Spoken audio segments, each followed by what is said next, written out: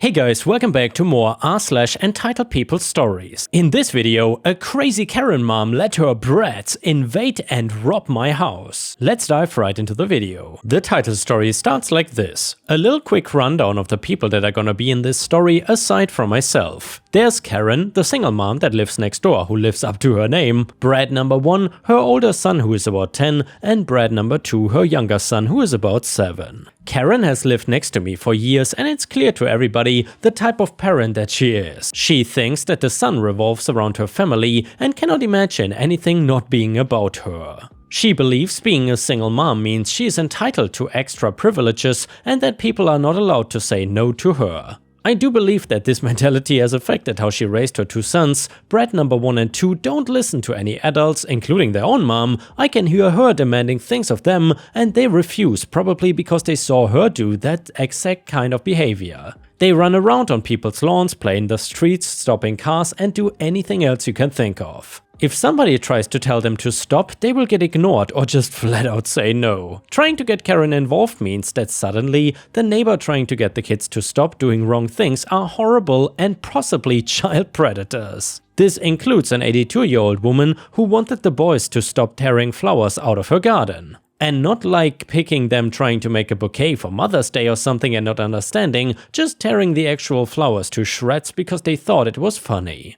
Due to their bad behavior and being entitled brats, most of the other families with kids don't want to include them in activities. An example is during Easter time they do an egg hunt with all the children in the neighborhood. The brats have been banned from this due to ruining it on more than one occasion, stealing eggs from kids, pushing kids down, demanding prizes other kids have, etc. And of course, any complaints that are sent to Karen just become her saying that we are discriminating against her kids because she is a single mother. Personally, I've had to deal with my daughter coming to me crying more than once because of the boys tormenting her. They are purely spoiled brats who get away with everything because Karen is just as bad of a person. One thing that the 2 brats and Karen know I have is a pretty nice gaming setup in my living room. I know this because they shamelessly looked through my window and then ran to their mom to try and make me let them play with it. I refused because they were destructive and I had some old systems as well as some expensive equipment too. Not to mention I would be a total moron if I was gonna let these brats into my home. Karen, I bet you let your kids play the games. That means they are child friendly. My daughter has her own games aimed towards younger children. Plus she can use things in the house because she is my child. Your spoiled crotch goblins on the other hand are never coming into my house. Karen, you just want to be mean because I'm a single mom and cannot afford games for them. Hoarding things away like an overgrown man-child. You don't seem to be able to not afford that bag. I point to her designer handbag.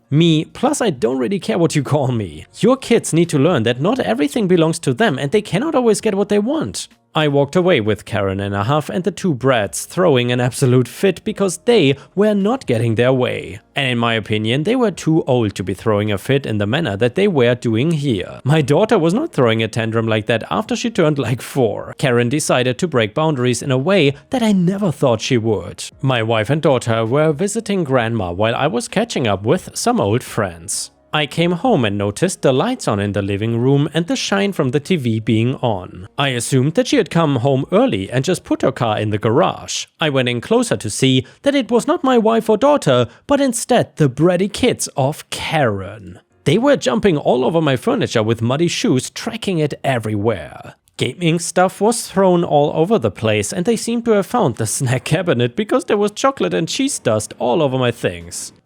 What are you doing here? You cannot just come into my house? Brat number 1, shut up, we just wanted to play. Brat number 2, yeah, mom said we could play. I don't care what your mom said, get out right now. I did raise my voice enough that it seemed to scare them into leaving, not before grabbing everything they could and running before I could catch them though. I did not hesitate and called the cops on them for breaking into my home and stealing things. The police spoke to Karen who just acted appalled that I would call the cops on her kids. They even asked her flat out if she knew that her kids were in my house. She did not lie and said that she was the one who helped them get in, still making it seem like she was in the right because I did not let them come in and play when they asked. She was also enraged and kept screaming at me that I was discriminating and a horrible person, calling me every single name under the sun, claiming that her kids deserved to have fun and I was just doing this because I hated kids. I told the police that I wanted back what the kids had taken and she got even more angry upon hearing that. One of the things they had taken was part of a rare coin collection that I had in a sealed container. The container was stained, but the coins inside of it were luckily fine. Karen still yelling that I should let them have it, and the boys having a fit and telling the cops that I was a bad man and tried to hit them. I wonder who taught them how to lie like this.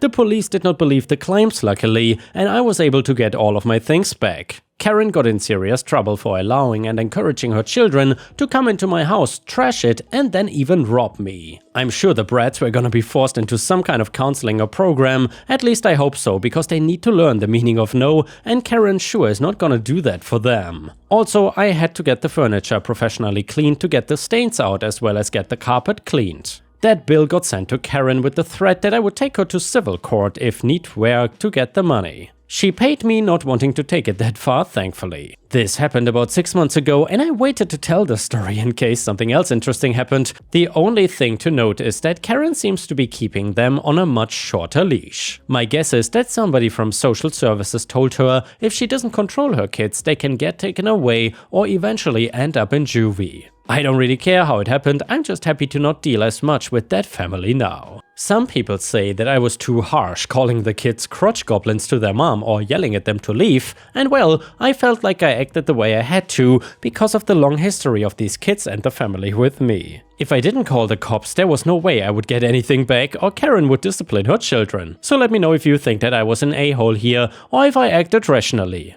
Edit, I've been getting a little bit of hate when I tell this story for a couple reasons. One, for referring to kids as brats instead of just looking at them as victims of parenting. And also, for calling the police during the incidents. I don't think I'm wrong here, but feel free to let me know in the comments if I'm the a-hole in this situation. And yeah, Ripestars, I will forward this to you. Do you think OP was the a-hole here, or did he act appropriately? Let me know what you think. Either way, the next one is titled, "Don't ever threaten to take my cat." Early in my teens, I stumbled into a deep depression and struggled for a long time. Around 8 years ago, after I broke through my depression, thanks to therapy and medication, I also figured out that I am trans. Fast forward a half a year, I met my now ex, let's call them ex. Within the first week of dating, I poured everything out. I told my ex that I wasn't ready to socially transition at all. Mind you, I only recently got a decent paying job, still lived with my parents, etc. Ex seemed very supportive of me and assured me they have no problem whatsoever with me being who I am,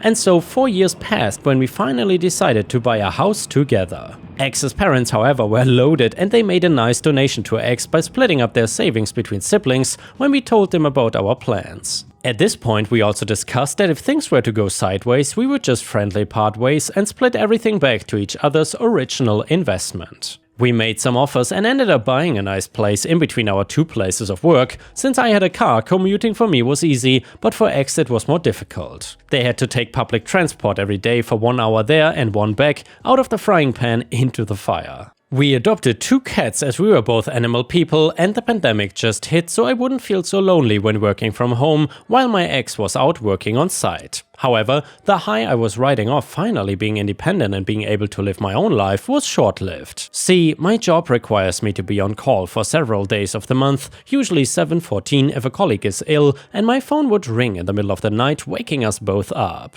We never really argued before, but I recall this as the breaking moment. My ex started acting in a way that I'd already seen before, my parental home. In situations like this, I learned that agreeing is usually the quickest way to end confrontation, and so I slept on the couch not even a month after moving into my own house. Things escalated from there. After a few more months, I was doing all the work around the home, and I was the only one caring for the cats. If I didn't do it, nobody would. Besides that, I was not free to be who I wanted. I received mean comments when I did something gender-affirming, for example a new haircut.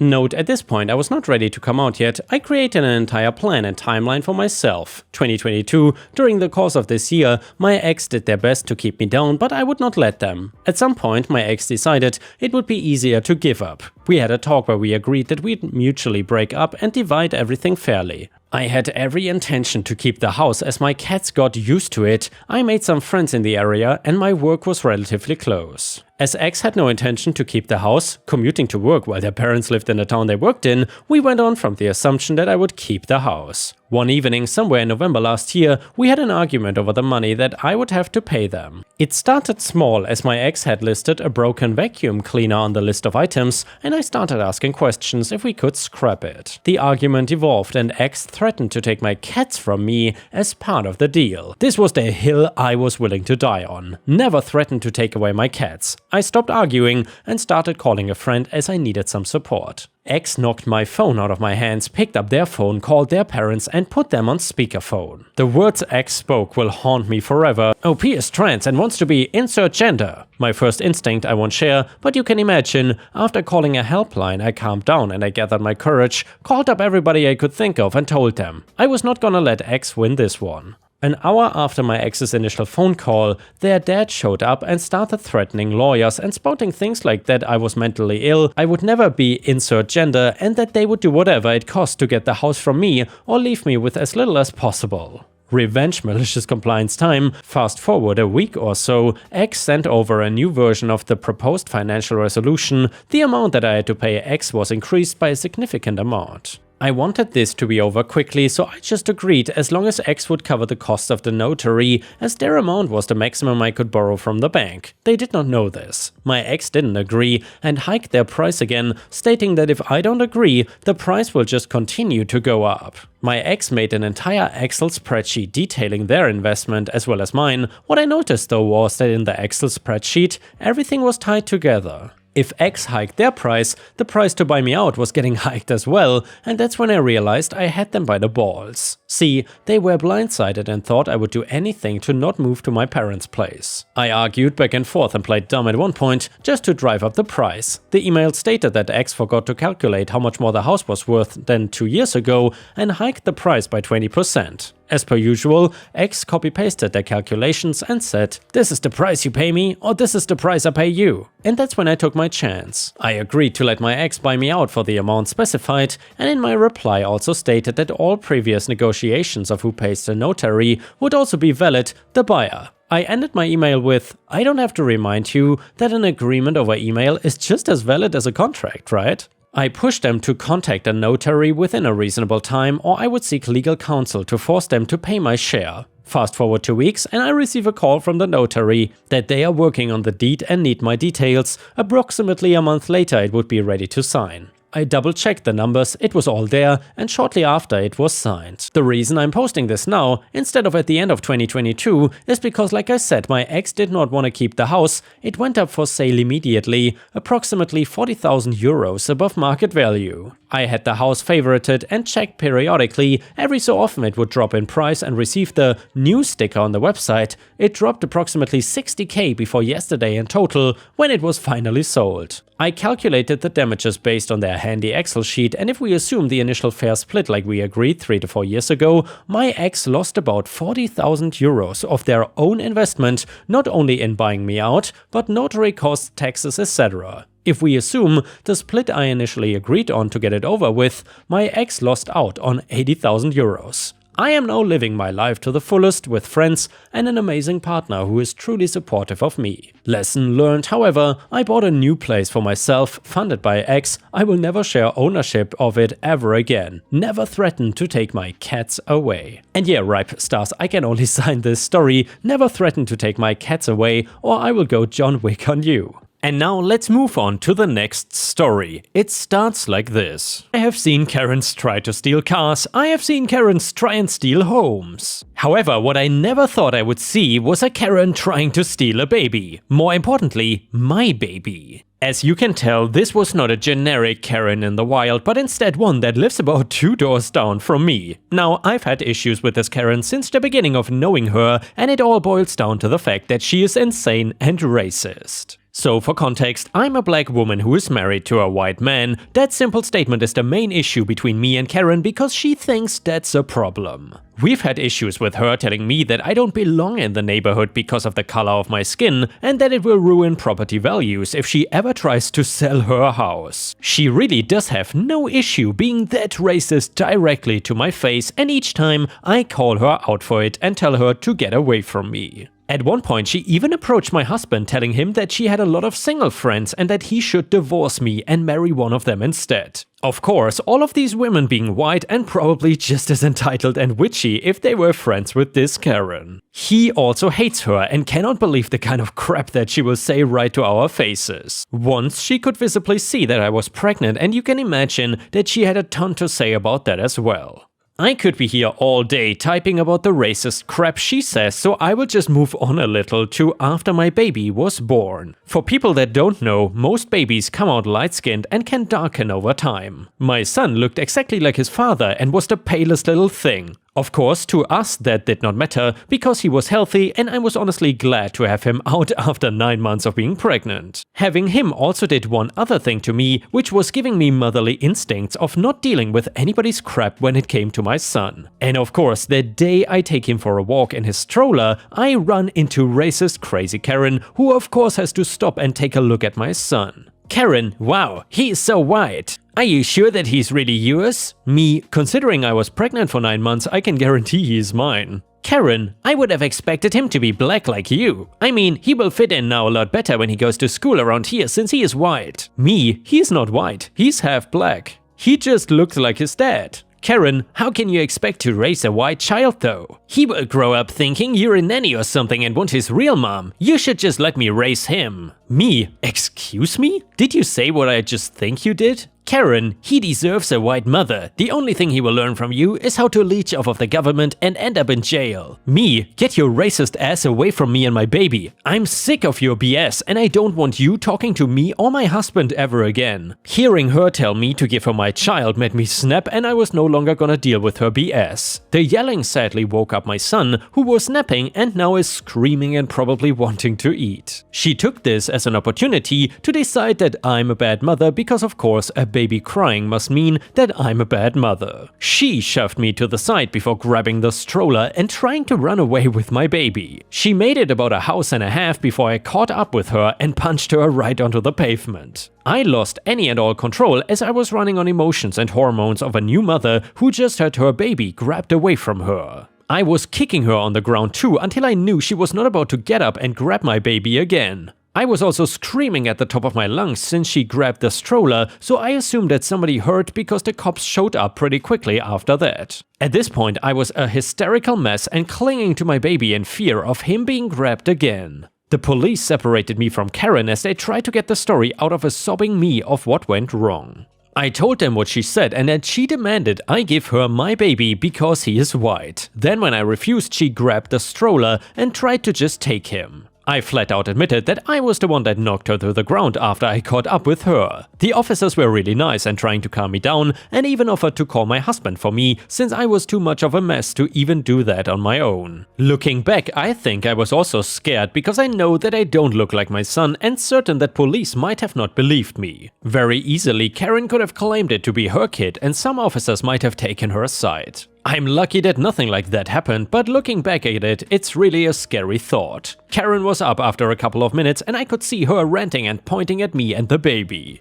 I did not learn until a little later what her side of the story was, but I'll share it with you guys now. She claimed that at the hospital I must have switched my baby with another one that really did belong to my husband. That there was no way my son really was mine and that I had no business raising him. That he needed a white mother and she was willing to take care of that role and asked the police to place the baby in her care.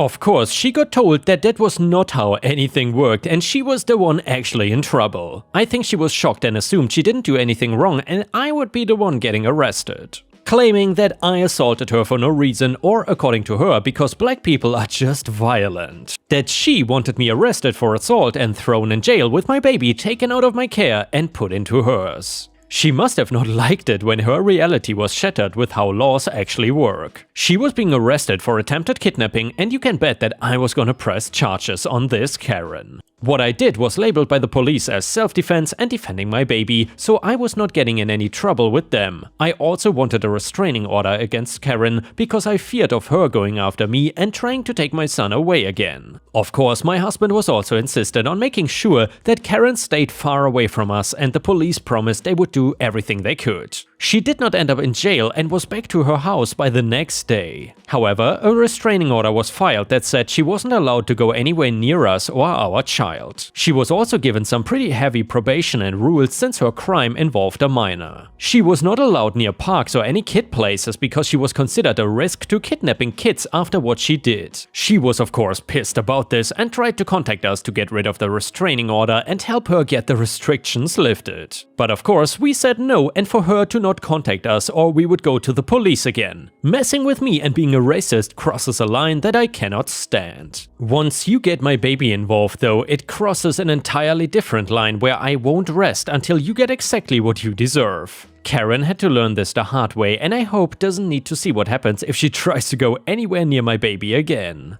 Update to the story. It's been a few weeks since the terrifying incident that shook me to the core. It was the kind of experience that would stay with me for a long time, if not forever. Honestly, I had never thought that I would be put in such a precarious situation. I had always thought that I was someone who could handle herself, but when it came to my child, my maternal instincts kicked in and I knew that I would do anything to protect my kid from harm. Karen's actions had made me realize just how important my family was to me and how much I would go to any length to keep them safe. The days that followed Karen's attempt to kidnap my kid were filled with fear and uncertainty. I was always looking over my shoulder, always on high alert and always expecting the worst. It was a trying time to say the least. However, a few days ago I received a call from the local police department and it was the best news I had heard in a long time. They informed me that Karen had violated the terms of her probation and was being taken into custody. I felt a sense of relief that justice had been served and that my family could finally have some peace. As the police officer on the other end of the line relayed the details, I could not help but feel a sense of vindication. It was clear that Karen had not learned her lesson and was still a danger to society. Her delusional behavior had led her to attempt to break into a local daycare center, and her excuse was that she was looking for a kid that she had been assigned to take care for. It was clear that she was mentally unstable and needed to be behind bars. As I hung up the phone, I breathed a sigh of relief. Finally, Karen was gonna pay for her crimes and would be behind bars where she could not hurt anyone else. It was a small victory, but one that I'd been hoping for since the day she tried to take my baby. The incident with Karen had taught me a lot about myself and about the strength and resilience of the human spirit. Disney, what do you want? Disney? Huh? Disney, what do you need? Huh? And yeah guys, if you cannot get enough of my content, please don't forget to check out my podcast by searching for Ripestories on all major podcast platforms such as Spotify, Apple or Google Podcasts. Furthermore, you can find bonus content by going to patreon.com/ripeyoutube or by clicking the join button here on YouTube. For a small monthly fee, you will get access to dozens and dozens of exclusive videos you won't find anywhere else. Thank you so much for watching, and I hope to see you again tomorrow.